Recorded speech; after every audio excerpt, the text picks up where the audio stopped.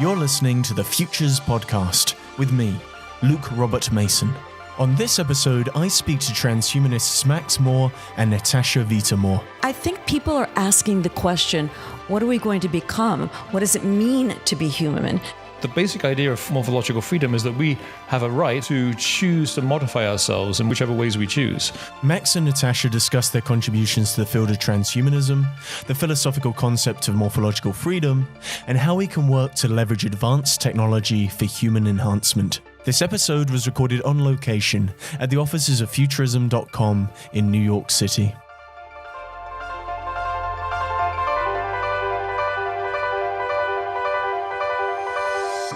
Transhumanism is a contested subject matter, but you guys really and truly understand the history of transhumanism, and most people want to ask you about the future. What I want to ask you about is the past. So where did this all begin? I look at it as having had its roots in Alighieri Dante's poetry when he wrote about transhumanar, which is Italian, means to transform. Basically, you could identify that as a human condition. Going forward to T.S. Eliot's Cocktail Party, a Pulitzer Prize play, where it discusses transhumanized as a relationship situation, more psychological conflict between thinking modalities. And then into Huxley, who wrote a chapter on transhumanism in New Bottles for New Wines, I believe it was. The bottom line is the word transhuman has a history across time and across culture. And it simply means transformation or transitional. If you look through philosophy, it'll have a different terminology, and Max is the best at that as a philosopher and author of The Philosophy. For myself, the transhuman, when I wrote the manifesto in 1983, it was about overcoming human limitations, biological limitations, disease and aging and intellectual inabilities, memory conflicts, and certain levels of sadness, and a need for a more humane society. So that's the transhuman. I'll pass it on to Max to get into the philosophical history. You wrote these works back in the mid-80s. I mean, how did you come to this topic of transhumanism? It's a really tough question about the roots of transhumanism because of the ones I can actually remember and cite as influences on me. Then, of course, there's the deeper history, which probably has a peripheral influence. But you can go back to the alchemists, of course, and look at the core dreams. They didn't have the technology, but they had the right ideas of overcoming aging, of transforming the elements of flight, and so on. So there's been this kind of drive for overcoming limits through history. As far back as I can think in my own personal history to when I was a child, I've always been wondering, why are we limited? Why can't we get off this planet? I watched the Apollo 11 landing when I was 5 years old and watched every moon landing since, and I thought, yes, why are we limited to this gravity well? And then by the time I was in my early teens, I'm not sure how, but I got into life extension, not just health and vitamins, I was starting to take those, but actual life extension before I stopped even growing. So not quite sure where that came from. It wasn't from my environment. Then I came across Robert Heinlein, Methuselah's Children, and some of his books, which had very long-lived people. A lot of the early works, I saw Kent had a book, The Life Extension Revolution in 82, and there's Doug Pearson and Sandy Shaw. So I'm not really sure what caused it, but it had the common theme, which led to Extra magazine, of overcoming limits, and the fundamental one, of course, being lifespan, but also getting off the planet. So it's almost like there's a gene for it. And I've kind of seen this in other people. Some people, you can talk to them for hours and they just won't get it at all. Other people will just say, oh yeah, I get it now. And it's almost like there's a gene for this, a neophilia gene or something.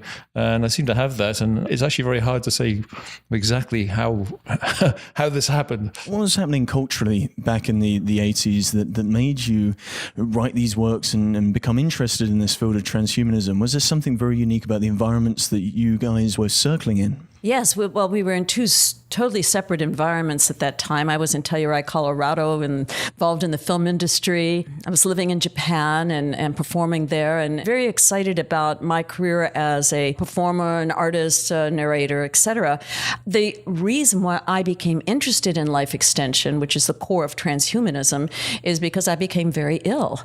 I was hospitalized. I told I might die. I was hemorrhaging to death and literally physically going. At that time, I hadn't thought about life extension. I then started thinking about the vulnerability of the human body, the inflexibility of it, the shelf life of it, the disease of aging, and that the suffering that the humans have done just to stay alive and ward off any type of disease.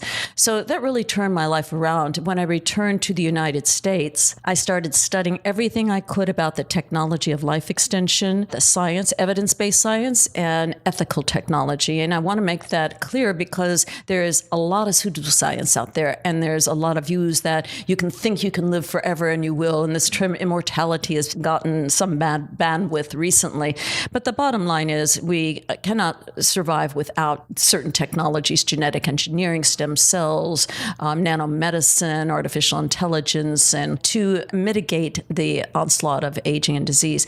But the 1980s for me were a very fun-filled time of getting into electronic arts and video and multimedia. I had a TV show in Los Angeles on the future. It was called Transhuman Transcentury Update, and I would interview people about the future. So that's my background in becoming interested in the future, having firsthand experience, having that gene that makes whatever it is that you just go, oh, wait a minute, things are changing.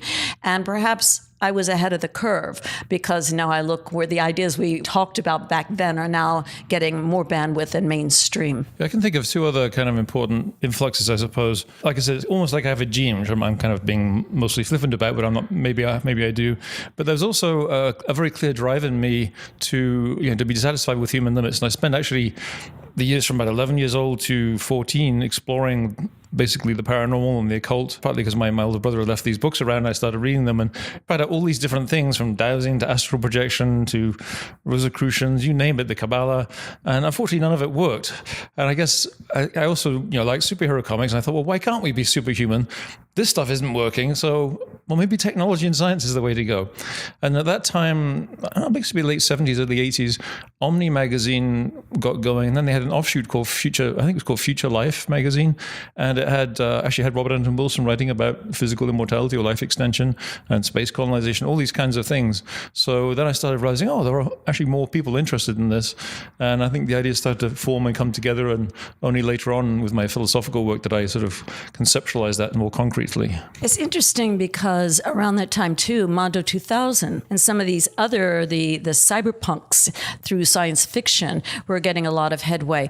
But it was almost contrary to the transhumanist perspective because that was largely based on a cyborg, which is not a human evolution or a human transformation. It's just like adding machines to the body, as originally defined by Nathan Klein and Manfred Klein. That was the reason for a cyborg to go out into space like a spacesuit.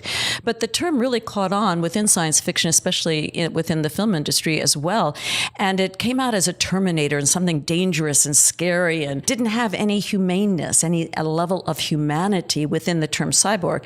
And then in academics, we know the postmodernists took it over.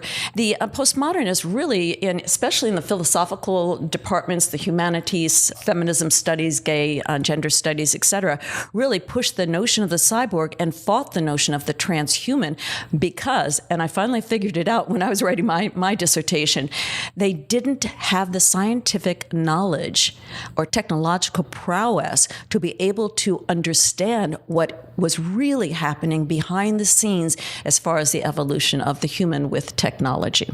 Yeah, this concept of the cyborg causes a lot of trouble.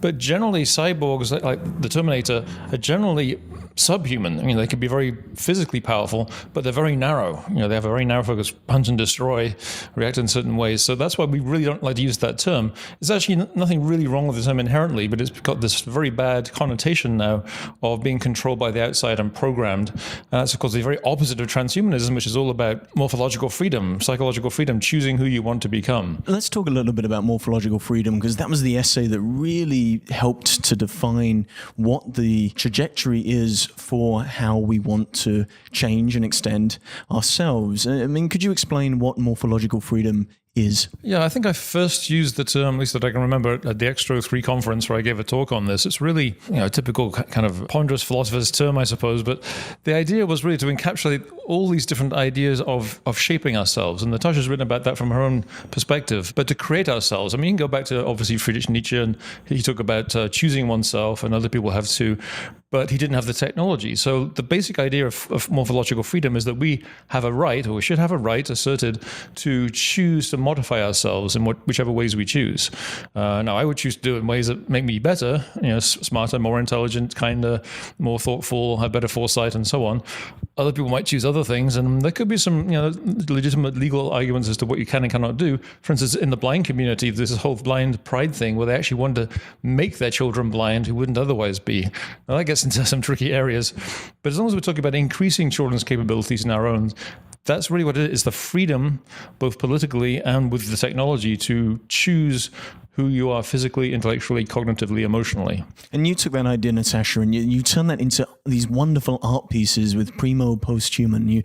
You really explored what the possibilities of morphological freedom could actually look like. The way I saw it, that was in 1996, so it seems like eons ago. I don't even do any artistic endeavors. Maybe my life has become my art. I don't know. But with Primo Posthuman, the idea was to design a whole body prosthetic as a prototype for the future, designed with the emerging and speculative technologies and ponderings of science in reversing and mitigating aging, et cetera.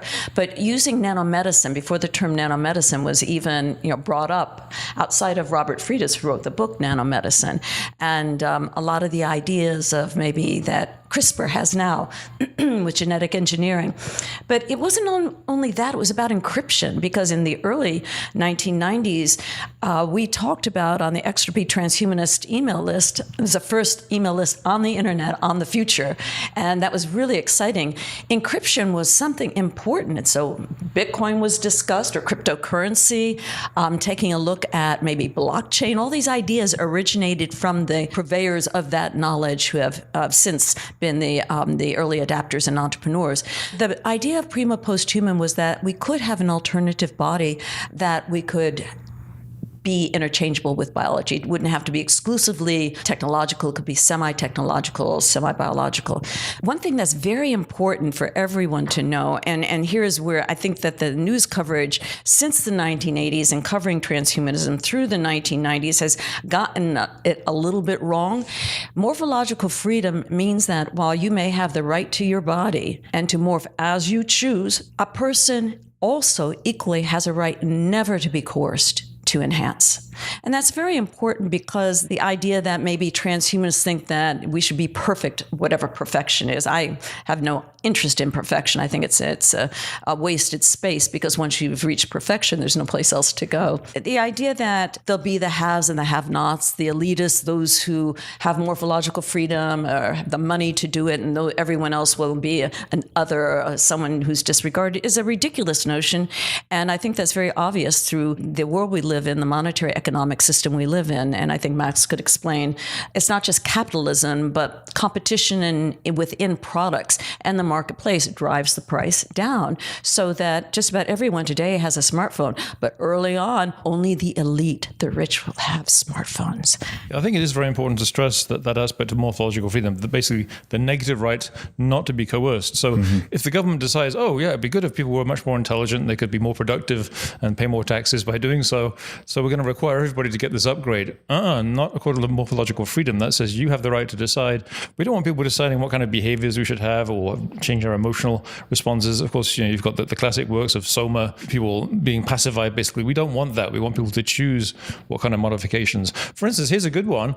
What about, there's this long-running kind of cliche, which I'm not sure how true it is, but that great artists are often a little bit mad. I'm not actually convinced. I'm not entirely convinced that that's true, but maybe in some cases there is a trade-off. Maybe you have to sort of decide, okay, am I willing to put up with a little bit of schizophrenia or mental pain to produce this kind of work or not? I actually tend to think the opposite is probably true more often. Actually, the better mental health you're in, the more freedom you have to create. But there might be people in that condition, and they would choose. The choice shouldn't be made for them, as long as they're not choosing a state that's a danger to others, obviously, like a homicidal range.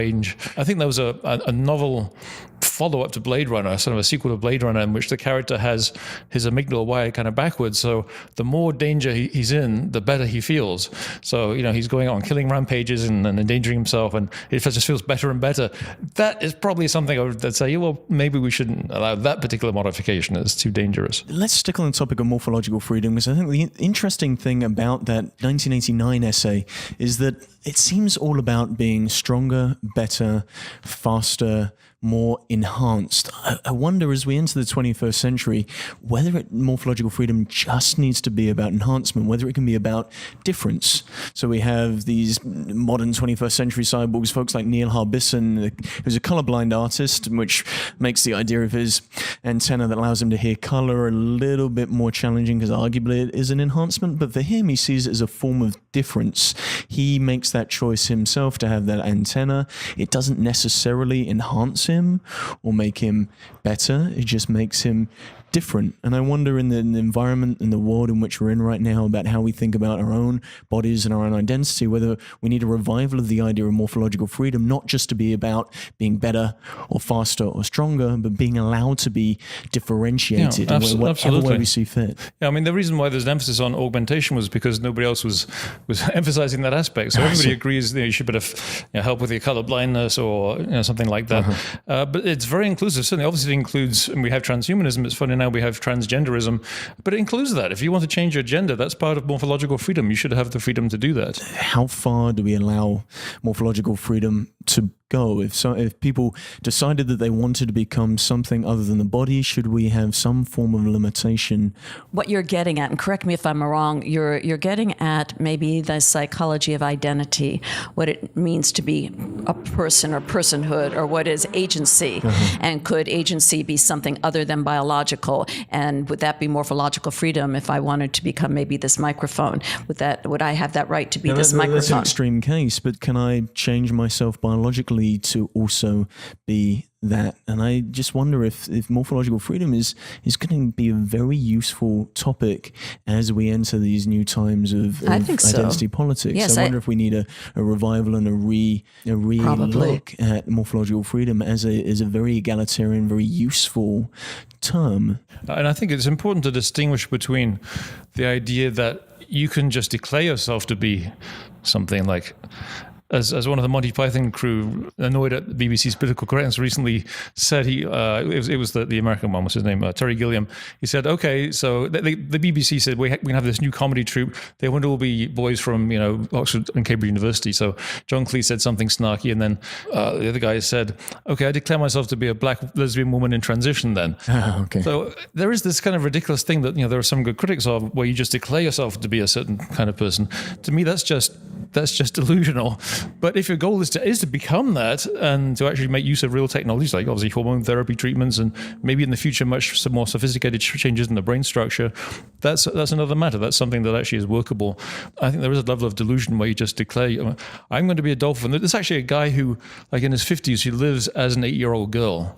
To me, that's okay. That's his choice. If you find people that want to put up with him to do that, okay. But I don't see that as the same kind of thing that we're talking about here. When you have a gender changed, you go through psychological treatment. You have to pass certain levels of understanding of what the ramifications will be or could be. So I think that probably there will be a new field in psychology that deals with agency and different levels of psychosis and identity transference, and also like there is body dysmorphia. There could be psychological dysmorphia, different levels of lack of understanding, and that's what I think, along with morphological freedom, something that is totally crucial to us right now is artificial intelligence, and using narrow AI in just about everything that we do today. Narrow AI is here, it's all around us, but we don't think of it as having agency or being something that is really changing us. However, right around the corner,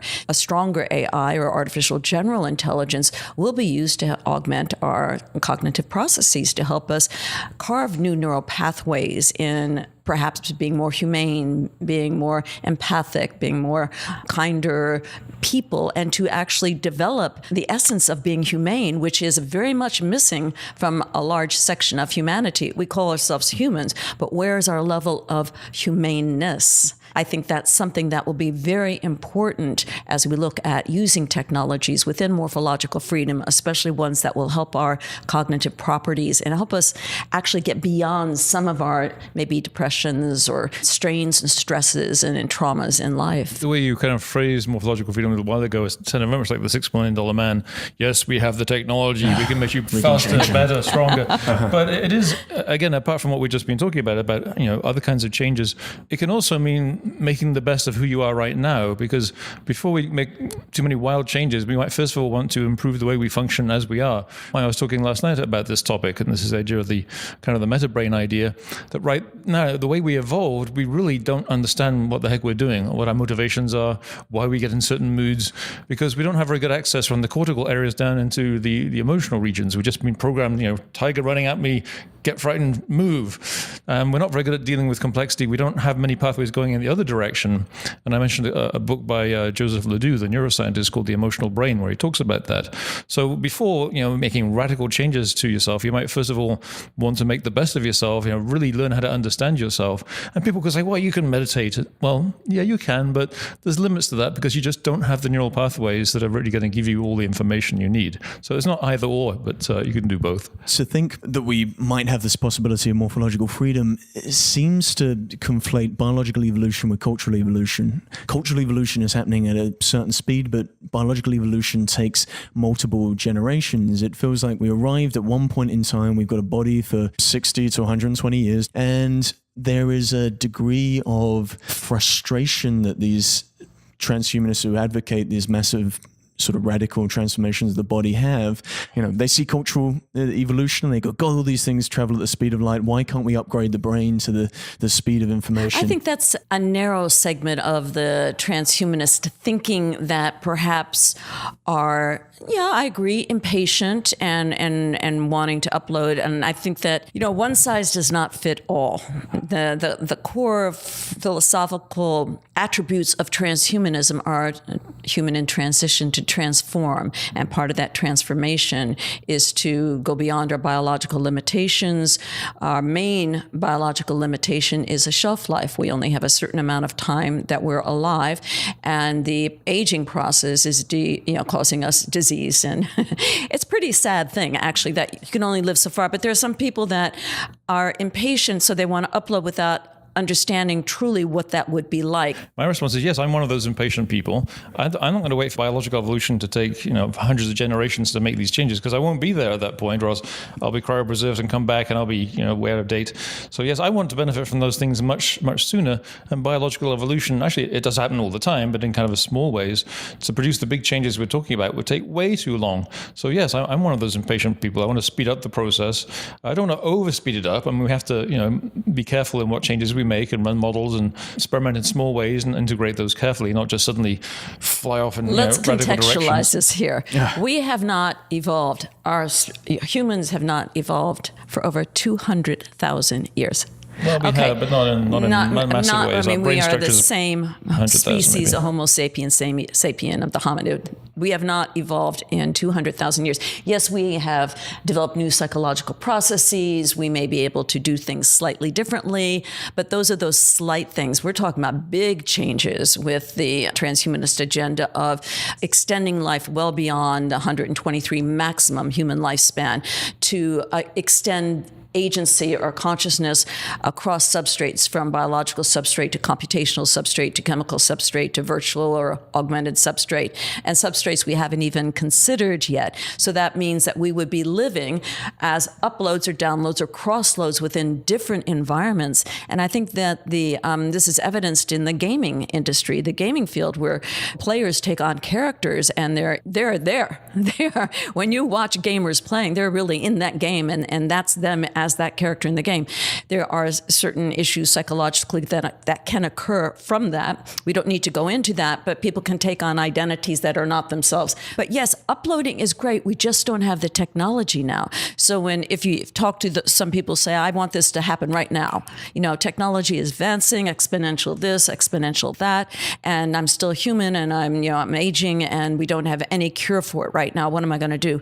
Well, hold on. Let's not upload too fast, fast, because to do that is going to take a hell of a lot more processing power than we have right now, and better programming tools, better programming software. Until then, the best thing is cryonics. I mean, I want to upload too, but I want to cross-load and download and live in numerous environments with numerous bodies and identities, multiple cells, etc., as long as they're not fractured. But I would not want to do it too soon if the technology is not ready yet. Of course, evolution isn't one thing. It's happening to millions of different species at different rates. And we have a big problem right now. We're having resistance to antibacterial treatments because bacteria evolve much faster than we do. I mean, that is actually one thing I think most things people panic about really aren't that big a deal. That one actually really does concern me. Unfortunately, there is some work on that.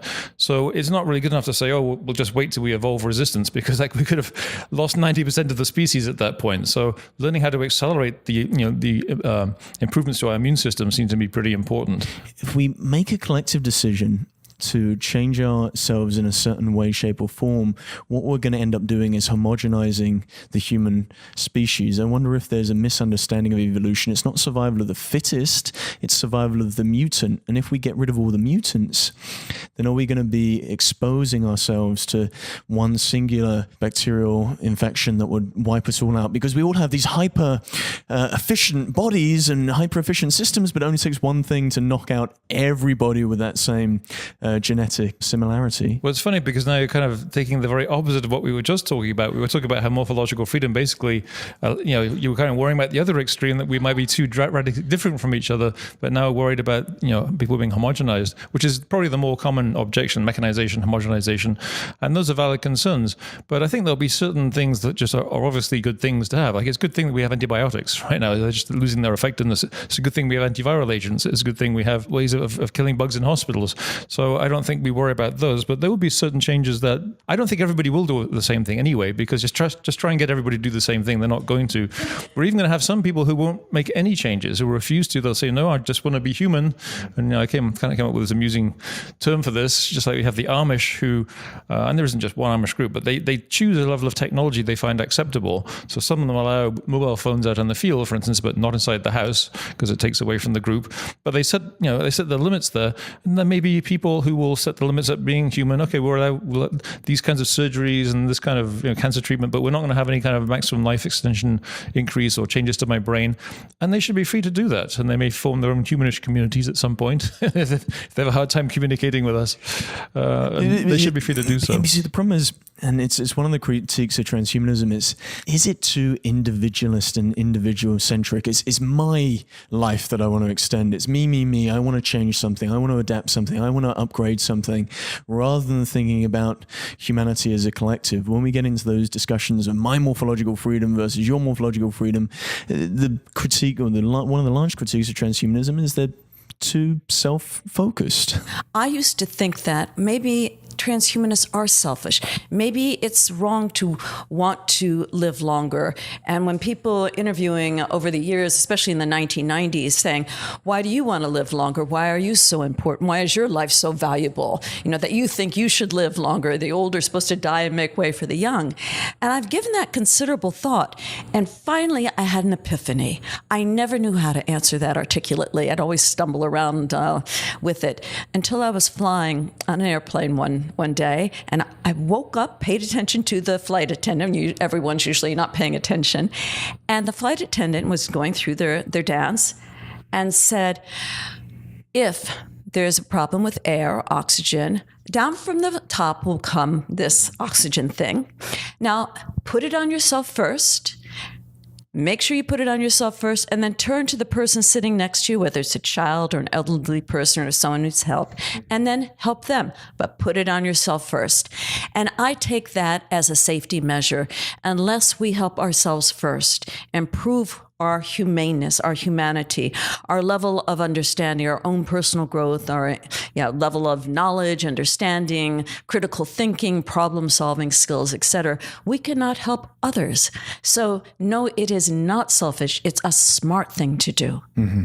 I think it can be both. I mean, if you use selfish in the kind of a neutral sense of being, attention to yourself first, that's a great analogy, really, because unless you take care of yourself first, you can't really help other people.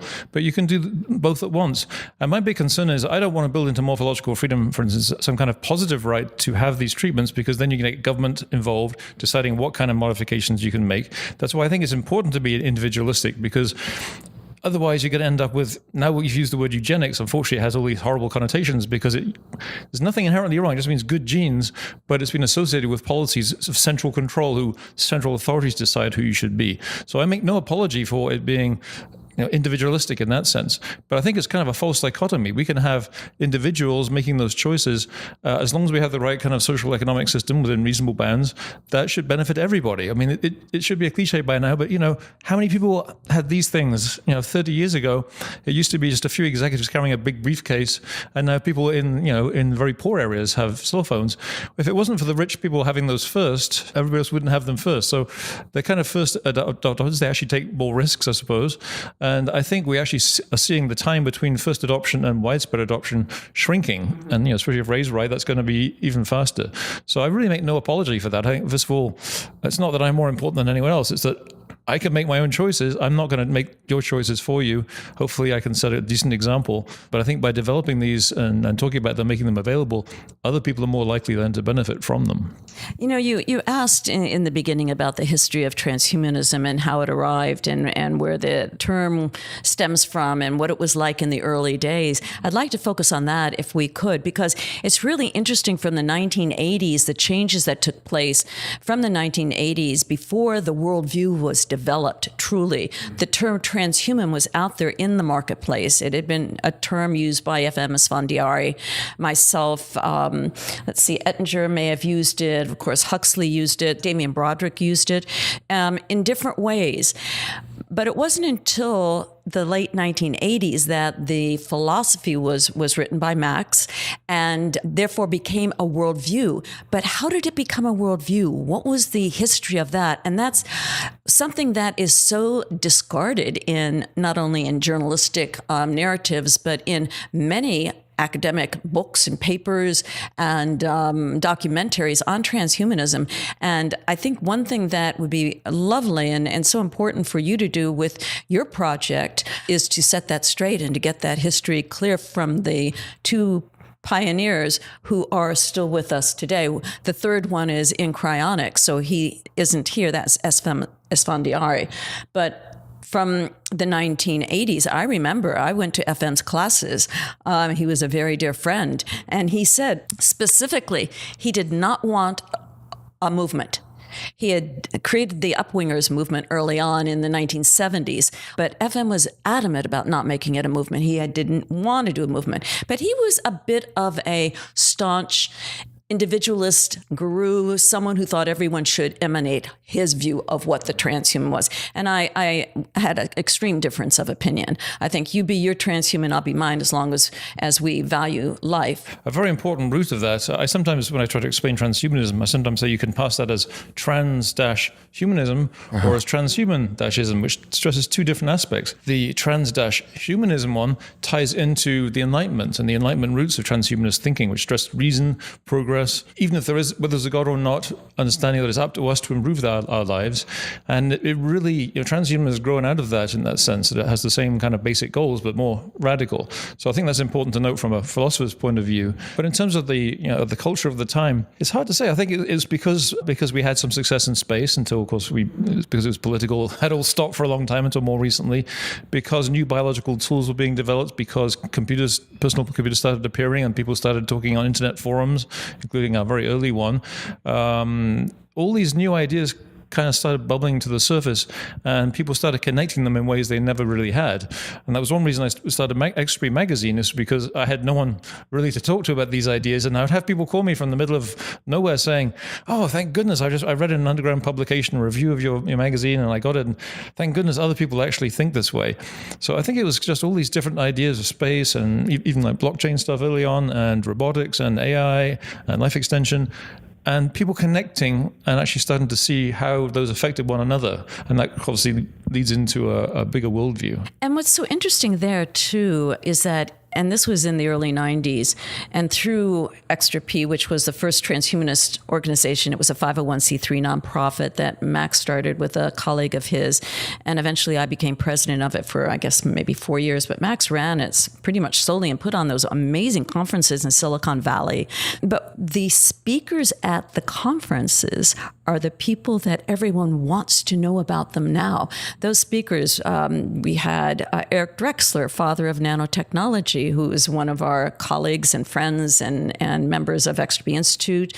Marvin Minsky, father of artificial intelligence, was Hans Marvick of robotics, Kurzweil, Greg Fay, Gregory Stock. I mean, the list, Martine Rothblatt, the list goes on and on. And the early thinkers, and it wasn't just we didn't have the term entrepreneur then, but it's the original thought makers of the sciences and technologies that are now in the marketplace today that are being used, robotics, AI, nanotechnology, blockchain, Bitcoin, all these ideas were originated through those individuals who happened to get together. It's kind of like happenstance in a way. It was quite wonderful. And I think another part of it was kind of the rising of digital culture generally. So Wired magazine started in whatever year that was, but I remember in the very second issue of Wired magazine, Kevin Kelly did a little review of Extra P magazine, which of course got us a flood of inquiries.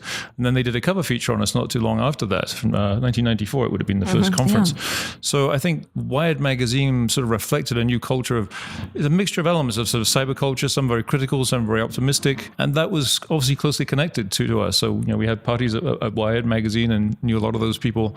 So, yeah, it's part of the zeitgeist, to use the, yes, the highfalutin term. And Kevin Kelly went on to work with Quantified Self, which was a great project, and looking at the TED conferences, Chris Anderson. It was more like a Silicon Valley, Northern Southern California, partly film industry where I was located, and then the academic crowd where Max was located, with the Silicon Valley where Extra P flourished in, and then that was the nexus, that whole California, with the link to New York City, of course, as well, and London.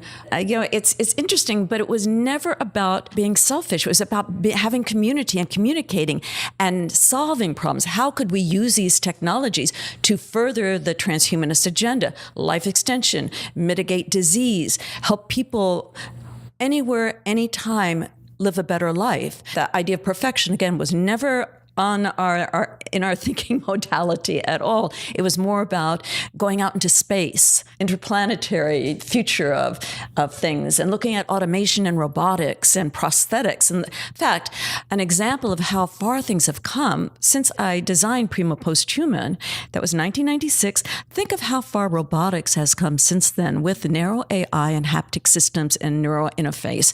You can have someone with legs that can walk and run and be in the Olympics. How incredible is that? Or pick up a cup and feel the heat or coolness of that cup. This is amazing. But the problem was, at the time, the stuff that you guys were talking about was considered vaporware. Oh, yes. I mean, how did you deal with the detractors who went, this is very nice as a philosophy, as an idea, horrible. Like maybe some of this stuff will happen, maybe not. Cried a lot. Oh, man. I remember when we were on the cover of LA Magazine, I thought, this is going to be great. I was so excited. And then the journalist, I was giving a talk at MGM. The journalist who was interviewing me for it came to MGM, film studio, where I was giving a talk on the future. And the astronaut, Buzz Aldrin, was there. And we were giving a talk about the future of the human and why we needed, stronger, more durable, lasting bodies, etc.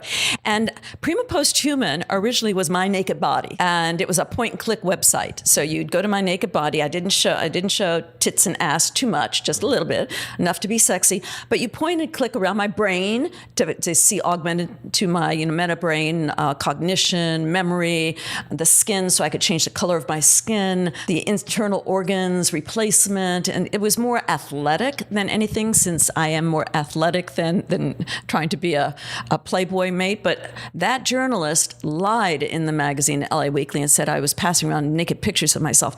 I was horrified by that. So sometimes you don't expect a project that you do to have legs. That really makes a big difference. I want to talk a little bit about being a female transhumanist in the mid-80s. It's something that you've shared with me before, but it was a difficult environment to be in, from what you were describing. Yes. For transhumanism, the other critique is it's a lot of white male guys talking about potentially what they're going to do with themselves in the future. Gotta love them. I gotta love you both, everyone. Yes, it was tough. Number one, I was an artist of something I do not call myself today. I don't get jobs being an artist. So I'm a strategic designer, theoretician, academic. Working out, having, a body that I could show off.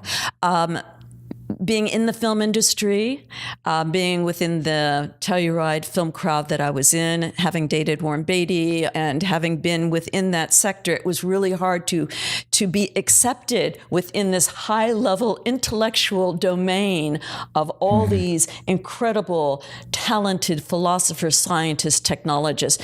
I was pretty much ignored except by Max and FM Esfandiari. And it's true, it was very hard. Women were not at these meetings. Women were not there. It wasn't the norm. And it was very difficult to, since then, of course, I've gotten 2 masters and a PhD, and now I cannot talk to anyone about software programming and AI and nano. But back then, it was hard. But I have to blame myself. I take full responsibility. I have no idea why I got an undergraduate degree in painting.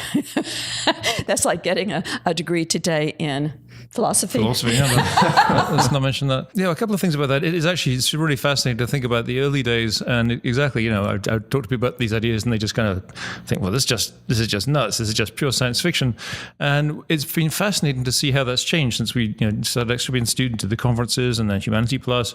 And nowadays it's not that science fiction. It's, oh my goodness, that's going to happen. What should we do about that? Does that mean the AIs are going to take control? Or now they take it very seriously and they're arguing about the outcome, not about whether it's possible. So that's been a huge change. The problem is these ideas only receive a certain degree of traction when they're through the lens of an individual who has the financial or business means. So Elon Musk and simulation theory, no one even knew about simulation theory and what Bostrom was writing about that until suddenly Elon Musk talks about it. Opens the Overton window, makes a statement in a public forum, and suddenly the press go absolutely wild, or with his Neuralink project and then what Brian Johnson is doing. The individuals who've made their money from other means, whether it's entrepreneurship or it's some form of web-based company, now have a certain degree of disposable finance. Ray Kurzweil, Technological Singularity, which came from Werner Vinci, a mathematician and science fiction writer. Jay Good before that. Good before that. And of course, Google doing the Calico project, the kind of life extension company. Calico project. I mean, in what way are both of you, as the pioneers of these ideas, being brought to the table with these discussions? Because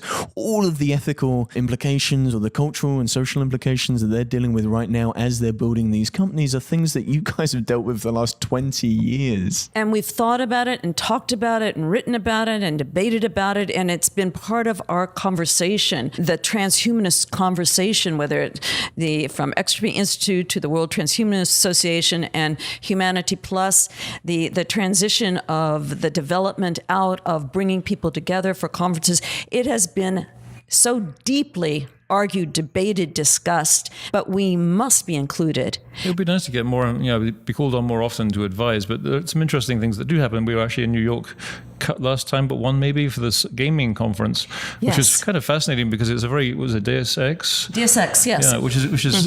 But the interesting thing was that the conference was taking it very seriously. They had people coming and demonstrating prosthetics, just talking about the philosophy and trying to develop rules for this world on a very serious level. So that was interesting. That was a gaming company. So the gaming industry is looking at this. The gaming industry has actually taken a lot of the transhumanist writing and ideas and put it within games, but not at the level that could be very beneficial. And I think another area is with what Peter Diamandis is doing with the X Prize. He's looking at abundance for all, but that idea generated from Eric Drexler in his book, his PhD dissertation, Engines of Creation from MIT. What I'm intending to do is to really focus more and be more like you and Alex Plokos and others. And as executive director of Humanity Plus, I'm really going to work very hard at looking at morphological freedom, the pro-actionary principle, looking at legislation and governance on an international level, not just the United States, but throughout the world. It's very important that people understand, no matter what particular political agenda that is in control or not, or religious view that's in control, it's happening. What it means to be human is on the tip of everyone's everyone's tongue, and something that we have thought about for 30, 40 years, looking at what the future scenarios could possibly be. And there are so many different alternative futures. Certainly no one has the answer to any one future, but many of the comments that you've brought up and the questions that you've asked are certainly pertinent to this larger discussion. I personally don't have a whole lot of time to go out there advising people anyway, even if I'm asked, because I'm running the Alcohol Life Extension Foundation, which is the world's leading cryonics organization, and that's very much a full-time job right now. But occasionally you have to get away and do some other things to keep perspective. But I just kind of take a little bit of a step back in the sense of when you were talking about whether transhumanist thinking early or now is kind of too individualistic or too selfish. Even in the early days, things we discussed in X3 magazine and on the online forums, a lot of that wasn't just about getting bigger, faster, stronger.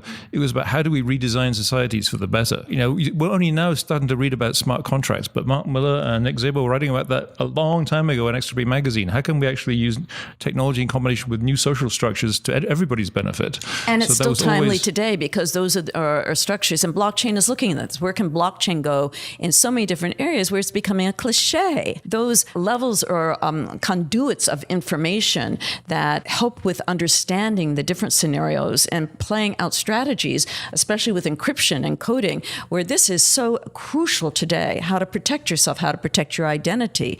My challenge with transhumanism, the movement, is it can be a lot of individuals sitting online sort of advocating their futures in a very science fiction way on blogs and messaging boards, and it just doesn't feel very useful. There's a lot of interest and a lot of excitement around transhumanism, but those getting excited aren't always necessarily the best advocates for transhumanism. Not always, but we have to realize also a lot of those people, like in the early forums, online forums, after a while they got off the forums and they started working on robotics or genetic engineering, and so they got busy doing stuff. So there's going to be different people who, first of all, it's new to them, so that they're going to get excited, maybe overexcited occasionally, but then that drives them to be interested in, okay, how do I get involved in biohacking or in blockchain or in life extension? So I think there's room for everything, and because I'm spend most of my time doing something very practical that actually might allow me to live past my natural lifespan. So I'm busy doing practical stuff, but I think it's very important there is actually an academic movement as well, because it's needed. We've got all this. Honestly, I don't want to go into tirade, but a lot of nonsense at universities. Postmodernist nonsense. Postmodernist, and a lot of kind of studies. I think they could do with some transhumanist studies, because it would tie together a number of topics in a kind of a good way, a very helpful way, teaching critical thinking and ways of thinking about the future more effectively. That would be, I think, a valuable thing. So it's important to maintain that, but that doesn't mean people shouldn't be working on projects. They definitely should, and more so they are. And doing what I would like to see is more prominent people who are actually doing stuff say, well, yeah, of course I'm a transhumanist, and just be kind of like a trivial thing. Just like, in the 18th century, someone would say, yeah, I'm a humanist, but let's talk about the details of this. So it should be like mentioned as part of the background in a sense. But is there a problem with the term? No one really knows in the turn of the 21st century, what is a 21st century transhumanist? Professor Steve Fuller in the UK is very comfortable saying that he's a transhumanist only insofar as he's not a posthumanist. Right. He sees it as there's transhumanism, there's posthumanism. You got to put your or Kevin Warwick will say I'm a cyborgist, because he's built his career on that, so he can't say he's a transhumanist, but he really is. Stellark, another one, he is very much a transhuman, but he will call himself a transhumanist, but there's an due attempt to his to understand career. transhumanism through its relationship with posthumanism. And correct me if I'm wrong, but the way I've always understand transhumanism is that the human still exists in one form or shape, whether it's frozen, uploaded, extended through changing or manipulating the body. Something remains about the 21st century human. Whereas posthumanism, they're a little more laissez-faire. They're like, you know what, if we don't survive, if we don't exist, whatever. Okay, well, you have to remember that transhuman is a human in transition.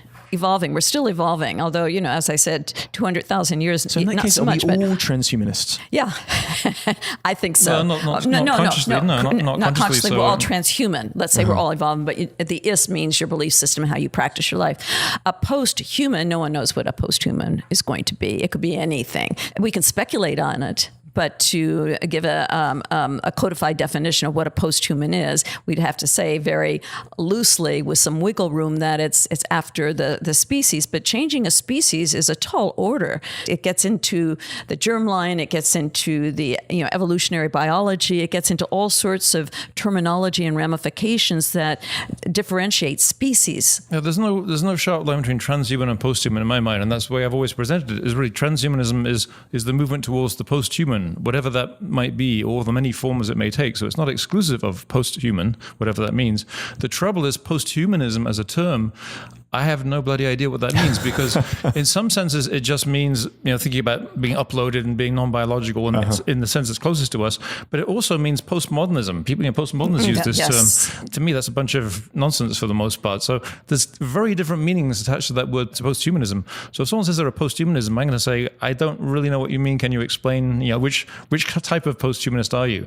But transhumanism is not incompatible with the idea of posthuman at all. It is the movement towards overcoming human limits, which has no particular limit. It's not ending up in perfection, because I don't believe that concept is useful. It's a stupid Platonic idea. It's continuous improvement, which is going to take us to some point where we really are not recognizably human if you define that in terms of our genetic structure and neurological capability. But you mentioned something about the 1990s, some of the lack of advocacy for transhuman, and I think our biggest hindrance was postmodernist academics, because most of them were tenured and they were in those departments that were really important for feminist studies, with Anne Catherine Hales and Andrew Pickering and Don Ide and Donna Haraway and that whole flux of American and European academics. The problem there is that's all great what postmodernism did in academics and theoretically, but where it stopped, it didn't understand technology and evidence-based science. It had those academics, as skilled and refined with their rhetoric, they lacked the knowledge and the interest in looking at AI and robotics and automation and nanotechnology, all the different technologies and the exponentiality of them. I think even more important to me, at least as a philosopher, is it threw out the scientific method and any sense of objectivity. Everybody just has their own worldview, which is equally valid, even though somehow they can criticize other people and get angry at them. And I think that's, as I stressed, the emphasis on the humanist tradition, part of that really is that there is truth. It's not like it's necessarily easy to find or any one person knows what that truth is, but there are things that are right and wrong, and we can make mistakes, and scientific method is a good way to get towards that. Against that backdrop, what's interesting about you two as individuals is that the last 20 years has been about striving for a degree of legitimacy. Yes. You had folks in the 80s going, oh, look at these two talking about their vaporware that may or may not happen.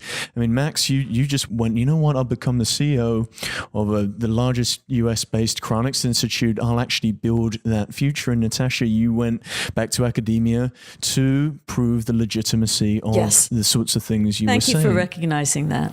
I feel legitimate now, not like I felt before. And I do. I've earned it. I've worked hard. If you guys called yourself science fiction authors in the mid-90s and you were the equivalent of Bruce Sterling and Pat Cadigan, you wouldn't undergo any of this sorts of scrutiny. None of it. And boy, you just nailed it there so well. Bruce Sterling, Are You Serious? Gibson, they could say anything they wanted and they were valued so highly, especially by academics and postmodernists. And then us, we were like, oh, they're crazy nuts. Now it's important that this time has come around. Yeah, we sat through it and struggled through it. It was a struggle. It was quite a struggle. So now we largely have legitimacy. Yeah. So the critique has shifted from this is crazy impossible stuff to you're horrible people who just look after yourselves. You're going to destroy the human race. You guys can't win. So now we're take it step by step. And I'm still that same person. I believe in sharing knowledge and helping. It's just a matter of positioning myself as the world's most known thought leader on what is the future of humanity. That is my goal, to be included at that level where I do have the knowledge and I've got the skills to think things through, and I've looked at numerous scenarios and am just looking for the best solution, not a political solution, not a moral solution like the bioethicists do with their agenda, which is always so very transparent. That's the credibility I need to put forth myself myself for my work in the future. I think Max is doing an excellent job as CEO of Alcor. He's certainly... Well, cryonics is kind of an interesting example of how this has changed, because 20, 25 years ago, our typical experience of going to a hospital and they would go, "You want to do what?" Not in my hospital, you don't. And now, typically, the response is quite different. Usually they've seen some documentary on one of the science channels or something, or they've read a bit about it, and they go, "Oh yeah, I know people are cryopreserving organs and corneas, and all these people walking around who are cryopreserved as embryos." And now they take it much more seriously. They'll actually listen to us, and when we have visitors come to our Alcor and they actually see it's a real place, many of them come up to me and say, "Well, when I first came here, I wasn't sure if they're going to freeze my head or if you're just something really weird." But they say, "No, this actually makes sense. I'm not sure if it'll work or not, but it actually makes sense now." And so we used to be way out on one end of the spectrum, and traditional medicine and science was out there, but they've gotten closer together as we're doing low temperature surgery. We're cryopreserving many kinds of tissues right now. There's Natasha's research cryopreserving a worm and then showing it maintained its memories. And Professional Cryobiology Society actually had a clause in its bylaws that basically said, if you associate yourself with cryonics, you're out. You can never publish, you're ruined. They took that out recently, and the leadership is now much more friendly. That's a big change. So there are still people who are very antipathetic, generally out of ignorance, because they just really don't know what they're talking about. So usually, hopefully, you can educate them if they're willing to listen, and that may go away. I think the biggest issue that we're facing now, what does it mean to be human? And I think that is on the tip of everyone's tongue. What does it mean? What is this going to do to me? What is this? Where am I going to be? Am I going to be left behind? Am I going to be included in the early adopters? There's so many different scenarios, and those need to be worked out and expressed and educated to the public. So I think that academics is very important here, but it must include STEAM, not just STEM, science, technology, engineering, and mathematics. The STEAM, bringing in the humanities, is so crucial. Where in many of the schools, especially where I teach, the humanities are left out. There's only maybe one course on ethics. This is so important, but everyone needs to think about it, just like people need to think about their financial status. How old are you? How old do you want to live? Do you have a 401k? What is your retirement plan? Are you going to your doctor yearly to have your blood drawn to check how much vitamin D you have? What are your hormones, etc.? And have you been to 23andMe and had your genetics run through? These are responsibilities that we have as people. Protect your own life and set an example. I think in some ways we kind of have a long-term disadvantage in that transhumanism is all about change. People generally don't like change for the most part, especially when you talk about very radical, fundamental changes. It's kind of scary. People get traumatized by too much change at once. I always think of this story I heard, from way back when there was still the Soviet Union. Some Soviet citizen managed to get one of those rare visas to come visit the United States, and had to go buy some toothpaste. And they went in there, and there were all these different brands of toothpaste, and they're just kind of staring and going, "Oh my God, what do I do?" And they were paralyzed by buying a toothpaste, which to us, we're so used to that choice, it's not a big deal. So we're now adding all these new choices, fundamental choices about changing your cognition and your body and all these other things. There are some people who clearly are transhumanists but won't call themselves that. And I think Ray Kurzweil is a great example of that. He's actually explicitly kind of rejected that term, but he so obviously is a transhumanist, and I've tried to discuss that with him, and he clearly is one. But not everybody, that's fine, because not everybody wants to associate themselves with a movement which might have all kinds of different factions, might push the wrong buttons. And if they're focused on a particular project, then I can kind of understand that they wouldn't want to associate themselves. Kurzweil signed up for cryonics. That's a very transhumanist thing to do. I think, personally, the reason why he doesn't publicly call himself a transhumanist is because he doesn't want to be part of someone else's club. Ray Kurzweil is an inventor. He's a brilliant person, a generous person with his creativity and his many talents. And he supports Max and I intellectually and emotionally, and he's someone we think is extended family. But because it's a philosophical worldview, I think that some people, when they have their own agenda, their own product to sell, may not want to be included into another product that's being sold at this point. Later on, I don't think it's going to make one hell of a difference. But I think as he's selling his singularity as near, and now his exponential economy and the Singularity University, all that, I think it would distract a bit from a marketing perspective, and perhaps his marketing advisors, suggested that he not. It's kind of ironic, because even though Ray doesn't use the label, people conflate the idea of transhumanism and the singularity all the time. They think if you're a transhumanist, you must believe there's going to be a singularity. And I say, well, I don't. I think I know a little bit about transhumanism. I'm not a believer in the singularity. But the two are compatible, but they're not the same thing. Although Ray won't call himself a transhumanist, some people have attached these two terms too closely together, unfortunately. Yeah. To what degree, how do you deal with individuals who come to things like transhumanism because they feel so disillusioned about their current state of being in the present, that they're looking to the future as something that will hopefully allow them to transcend their reality right now? I think that's an excellent question, because if you open up any magazine or any headline, it's about genetic engineering and CRISPR and modifying the body and new treatments for cancer, like immunotherapies. And then for all these people, those technologies feel inevitable. yes. And yet they feel like they have no stake. And the reason why they're coming to you is they go, oh, you saw the inevitability of some of these technologies. And is it really happening? They just want that They want to comfort. know if they're being fed snake oil. It's like, okay, now it's here and it's all over the place. So is it really here? And I love that. That makes me feel good. I love it. So I can then differentiate between snake oil, and there's a lot of snake oil out there. There's a lot of pseudoscience out there, and there's a lot of bullshitters out there. And a lot of people thought you guys were peddling snake oil back I in the know. day. It was like, none of this stuff will exist. None of this stuff will come to But pass. we've been very careful. We didn't just sit back like some people do. I think people are asking the question, what are we going to become? What does it mean to be human?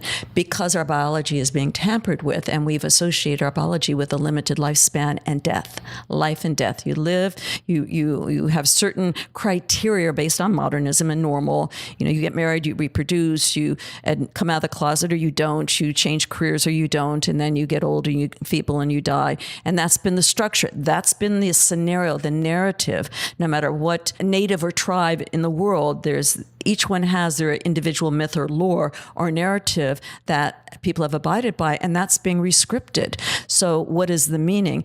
I like to explain that we don't know what it fully means, just like we don't know what it means, what is consciousness. I mean, you have Stuart Hameroff and Chalmers and so many different scientists working on what is consciousness. We still don't know. So what does it mean to be human? People are coming to you with these concerns because they feel disillusion about the present. The obsession of the interest in the future is this an escapism from something that's so terrible that's happening in their own life. Whether it's something they've set up as, I'm going to die eventually, and that's a terrible thing that they obsess over, and they're looking for ways to make them feel. I don't generally find that, especially in the respect in cryonics, which really brings that into your face, right? Because you've got to think directly about your extinction. Yeah, in the occasional case, but for the most part, what I find is people who aren't coming because they're clearly terrified of dying. Because it's like, if you ask me, am I afraid of being dead? My answer is no, because it won't be like anything. I'll be winked out of existence.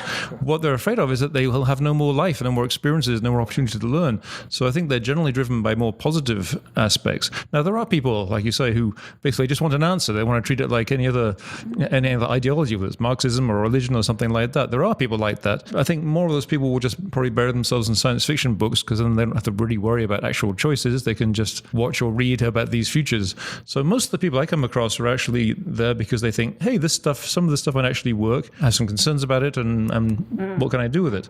So I don't think there are people like that, yeah, but I don't think they're a majority by far. I agree with Max. I think it's more out of curiosity and concern and wanting an affirmation about the difference between what is viable evidence-based science and ethical technology versus non-ethical technologies, and who's really going to be programming the AI, and how is that going to integrate with us, and what doctors should I trust, what facilities should I trust? Is 23andMe authentic, or do they, they fake the genetic output? They want to know if the information that's being presented in the news and many of the articles are viable, and I'm very clear. I'm very honest about it. I will tell them who to watch out for. I'm very clear on that, because I think we need to know that. We're at a point where, come on, we're tired of people telling us stuff that is crap. We need as honest answers. And if I can't give an honest answer, I have no problem saying I don't know. So is that where you see yourselves within the transhumanist movement? You're essentially Sherpas to help individuals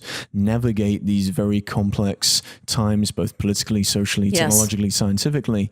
I mean, what is the work that you now have to do for the next 20 years? Hey, I may have to steal that term, transhumanist Sherpa. I hadn't really thought of that. But yeah, in that sense, that's I see my role certainly as both being a bullshit detector, because there is a lot of bullshit, and I've got training in critical thinking and so on. So that's kind of the filtering part of it, but also to open up people's minds to the possibilities and help them to understand how all these different technologies can cross-connect in new ways and fertilize opportunities they've never really thought of. Because almost all the objections are based around very narrow thinking, like single track projection, like, oh, you can't have people live longer because the world would be overpopulated or something like that, which is immensely frustrating, but comes up every time because it's tracking a single change without everything else going on. We have these periods of change in history. Sometimes things stay a lot the same, like during the Dark Ages, things had changed for a long time. And then periods of change, like when the steam engine came along and things changed quite rapidly. And then, the 50s and 60s, early 60s, kind of boring. And now all these new things are happening, these new technologies. You're hearing about CRISPR and AI and this and that and space. And so maybe that is driving people to actually look at a set of ideas that's actually thought about all this stuff and tries to make sense of it. It's quite interesting and I think it's really important to be a BS detector, but I didn't have the academic high-end Oxford background that Max has.